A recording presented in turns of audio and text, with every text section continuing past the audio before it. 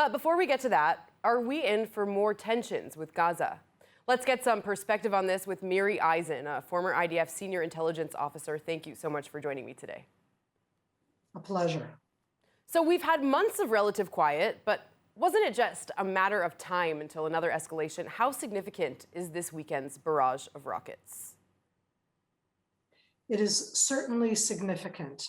The time itself, for the Gazans especially, they want to be in the news. That's why it was just a question of time. The way they get into the news is through the barrage of rockets. I'll remind us all, Ramadan started a week or so ago. This is into Ramadan. So it does have to do with that month, COVID-19, and it all came together. And of course, with Jerusalem, that I'm sure we'll talk a bit more about.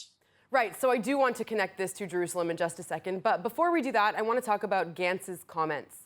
He warned over the weekend that if the quiet will not be kept on the Gaza border, the strip will be, quote, severely hit in its economy, security, and from the civilian perspective. What does he mean by that? Is it possible that we're headed to some kind of a bigger conflict, maybe even a war with Gaza? I want to hope not. It very much depends on what both Hamas, as the de facto ruler in the Gaza Strip, they took over there 13 years ago. They ruled the Gaza Strip. They can control the firing of the rockets into Israel. Israel is not just going to sit and allow Hamas to both define the rules of the game, to fire rockets in whenever they want. What we can do to impact the Gaza Strip is sadly through economic sanctions. That means to in some way stop in the point that goes through into the Gaza Strip, in the Kerem Shalom crossing point, to not allow goods in and out.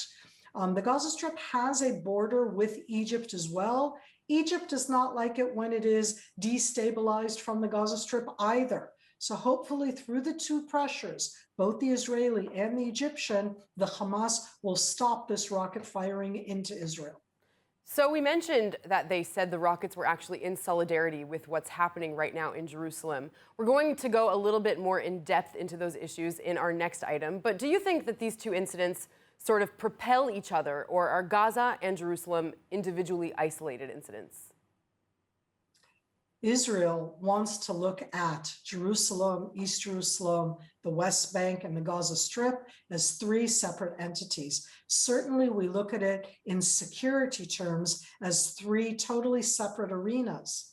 For the Palestinians, certainly for Hamas, they are all the same. It is all part of Palestine in their terms. East Jerusalem is their capital from their point of view. So we may disconnect, but they are going to connect. That means that their response does have to do in their mind with what's happening in Jerusalem and in the month of Ramadan. And adding into that, that next Friday is going to be Jerusalem Day, Al-Quds Day, which is an Iranian new kind of Muslim Ramadan anniversary. It's all going to come together. It's going to get worse before it gets better.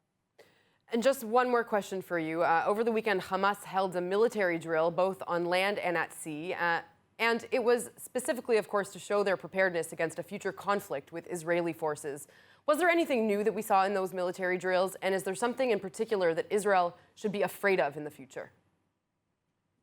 There wasn't anything new. Every time that they try and go out and show their capabilities, it's not really to show Israel. It's to show the Gazans, the Palestinians, or remind everybody there are upcoming Palestinian elections. Hamas wants to show strength. Strength is for them security, military. That's where they like to show their hand. Into the sea, into the air. I wouldn't be surprised if they would try to do something by land to show their capabilities before the Palestinian elections.